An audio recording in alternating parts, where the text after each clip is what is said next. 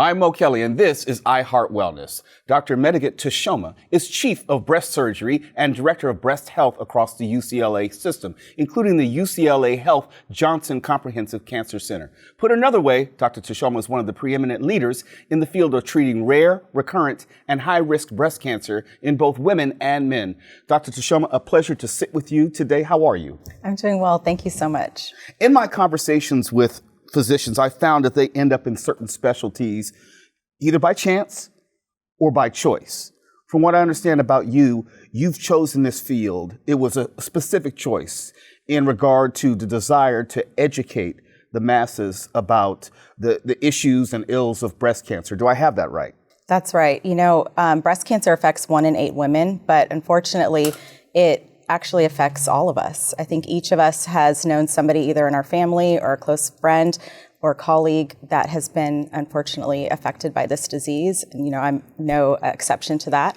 And I think that it really is an area that speaks closely to my heart and where I think we can really make a big difference in women's lives. So it's for a lot of those reasons that led me to this field. I'm old enough to remember an actress by the name of Ann Jillian. Back in 1985, she was on this show called It's a Living. She was a prominent television star, and she made the announcement that she had breast cancer and underwent a double mastectomy back in 1985. Then it was national news. Today, it seems like Tuesday, as they say. What has changed in the intervening 39 years? Are we better at diagnosing it and treating it, or is it something else? So much has changed. You know, I think that over the past several decades, we really have learned a lot about breast cancer. We used to treat it more as a surgical disease. Now we really understand it to be a systemic disease that can affect the whole body, even in early stages. So that has led to, you know, rapid advances in medical therapies, targeted therapies for specific types of breast cancer. Also, our technology has improved in terms of breast imaging, in terms of surgery, and also in radiation oncology. So in each area, we really have gotten much better and better, more towards that kind of precision approach. We know more about genetic testing and genetic risk for breast cancer. We know more also about how to support women and men through treatment. So there's been a lot of exciting advances, still, of course, more to learn and to discover and to really understand how we can improve equity in the care that we provide, but a lot of exciting changes. Let me take one of those pieces that you talked about, the genetic testing. We know that certain women, certain families are predisposed. If my terminology is wrong, please correct me. Someone may be triple negative and be more inclined to be diagnosed with breast cancer later in life. You said the imaging is better, but I know that the guidelines for women getting mammograms has changed over the years. So can you at least clear up some of that for me? Yes, thank you. There's a lot to talk about there. Definitely screening is hugely important. I mean, screening helps us to diagnose breast cancer at an earlier stage, and that can, of course, lead to a better outcome. And actually just yesterday, I believe the U.S. Preventative Task Force released their new updated guidelines around breast cancer screening. Previously, they had changed them to be starting at age 50 every other year for women to receive mammograms, but now have actually gone back to using a baseline of age 40 to start screening. I think there's still a lot of debate about whether every other year or every year is the appropriate approach. And as you mentioned, really understanding your risk of breast cancer helps us to know what is the right screening modality or modalities that we should do and on what kind of an interval. So women who do have a high risk of breast cancer from a variety of factors, whether it's a genetic risk, whether it's from previous, let's say radiation in the past or something like that, we will recommend them to also have MRIs as part of their screening as well. So understanding the individual's risks helps us to tailor to the right screening approach. And then, as you mentioned, there are certain types of breast cancer that can be associated with higher genetic risk, like triple negative breast cancer, men who have breast cancer. So in those situations, we definitely do recommend genetic testing. And the indications for genetic testing are also ones that are continuing to evolve as we're learning more and more. It's only 5 to 10% of all breast cancers that are associated with a genetic risk, But still, if we do find one, it can help us to understand better, like I was mentioning, screening approaches, also treatment options related to how we can prevent a future breast cancer or treat the one that is there. This may be anecdotal, but I think it goes with what you've been saying. I'm hearing about more and more women, albeit celebrities, because we hear more about their lives today, who are preemptive in nature, who may undergo a double mastectomy, even though cancer has not necessarily availed itself. Why is that? Is that something that is being recommended more and more, or are these patient decisions? A lot of times it really is, I would say, a shared decision between the patient and her physician. So there's a lot of factors that go into that, and whether it would be something recommended or not, or even if it's not something strongly recommended, why a woman may choose that approach. So there's a variety of factors, and really I think it's about working with our patients to really come to the best decision that reaches, their values and goals and what they're trying to achieve. Of course, removing the breast reduces the risk of breast cancer, but that is more potentially impactful if the risk for future breast cancer is high. So really understanding, like I was mentioning, the risk, the genetic factors that can drive that risk, family history, those sorts of things are very important. It is a big decision, to do bilateral mastectomy, and so it's not necessarily the right choice for everyone, but for some women, it is the right choice for them and can feel oftentimes even maybe more empowering. So I think ends up being very personalized decision, and I always counsel women that it should be one that they really feel confident making for themselves, not one that their family member thinks they should do, or their best friend, or even their physician. It should be driven by what they think is the right thing for themselves. As we talk about what is right for a patient, just a moment ago we talked about mammograms, the improvement of technology. What I hear from women more often than not is the reluctance to get a mammogram because of the physical discomfort which may be associated with it, the pressure that's involved. You said that the technology has been improving in recent years. On the front of mammogram technology, has there been any marked improvement, or is there something possibly on the horizon? Mm-hmm. Great question. Fortunately or unfortunately, mammogram is still our gold standard for diagnosis for breast cancer and for screening. And now, certainly there are ways that, they have made improvements in the technology, like I said, with 3D mammograms. There are other approaches that are being studied that aren't yet our standard of care that may, ultimately also help us to improve this technology. It's not ready for prime time probably just yet, but even AI is something that's, being used and considered and studied in terms of earlier detection of breast cancers through mammography. So I think there's hopefully a lot that's on the horizon, but still mammograms are, I would say, the gold standard.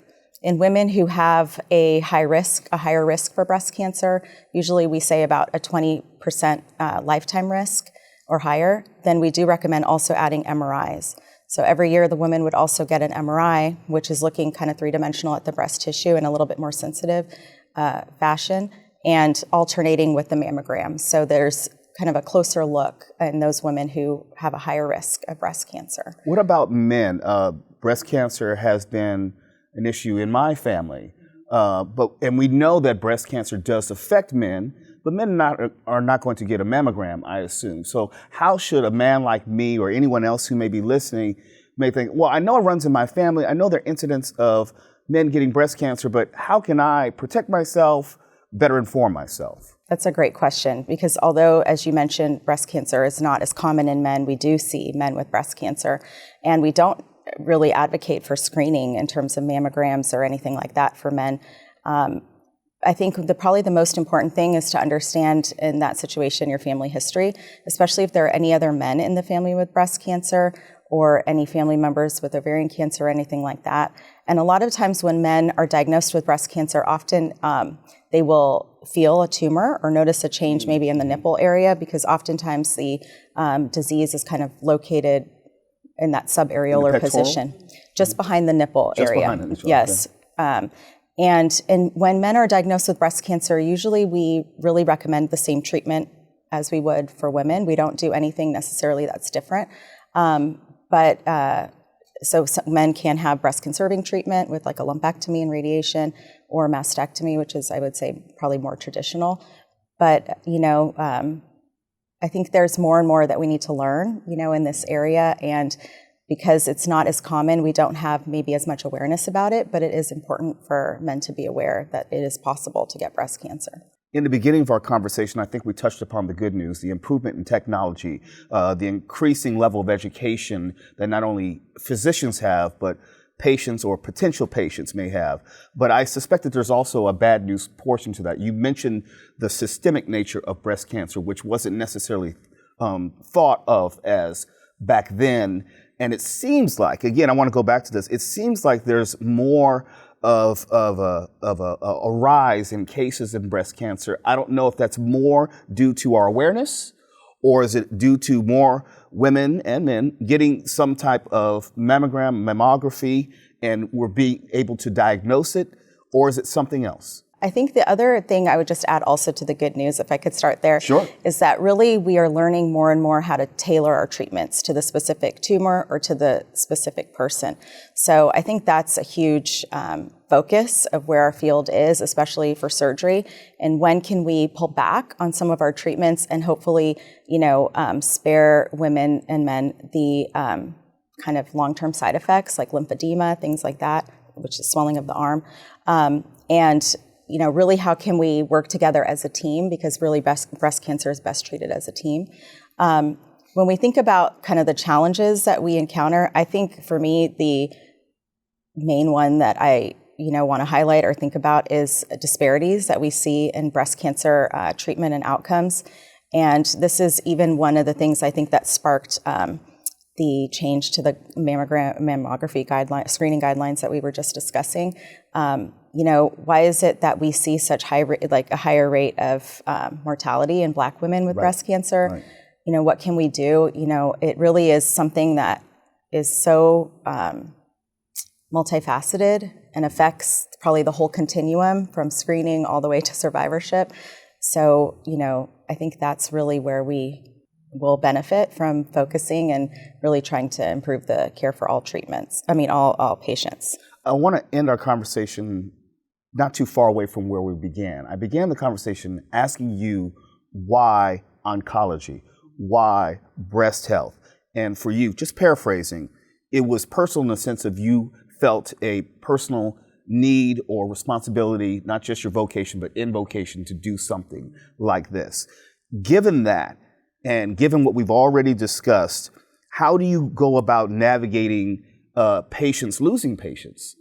My mother had breast cancer. I had a colleague who died from breast cancer. So this conversation is personal to me and it's personal to you. How do you go about navigating your professional world and also keeping your personal feelings in balance?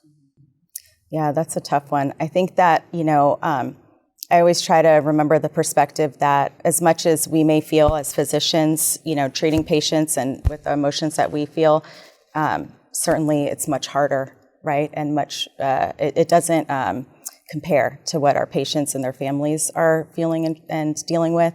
And so I think that really, as much as we can, focus on bringing hope and, focus on what's on the horizon that is, important and keeps us moving forward. But in a way that always brings dignity, and respect and autonomy to our patients in terms of what they value and desire, for their lives. And really what we're trying to do is positively impact their lives in whatever way that is. So I don't know if that answers your question, but I think that's what kind of brings us, to work every day and keeps us moving forward. Let me end actually with one quasi-personal question. What in the heck do you do for fun when there's so much seriousness around what you do professionally? Well, there's always fun to have in life. I mean, honestly, sometimes being in this field helps you to understand we have to enjoy every moment, and really, are blessed to have each day. And so, whether it's going to concerts or sporting events or engaging with friends and family, those are some of the things. And also with our colleagues, I think one thing to kind of highlight what you mentioned, we work so closely together, that in the difficult times, but also we work together for research, we work together for education, we work together in the community trying to improve how we care for patients and the services we offer, and those bonds also kind of are forged and built there, and that helps us to be a better team in a lot of ways. So that's kind of how we approach it at UCLA Health. Dr. Mediget Teshome, it's been a pleasure speaking with you. I'm Mo Kelly, and this is iHeartWellness.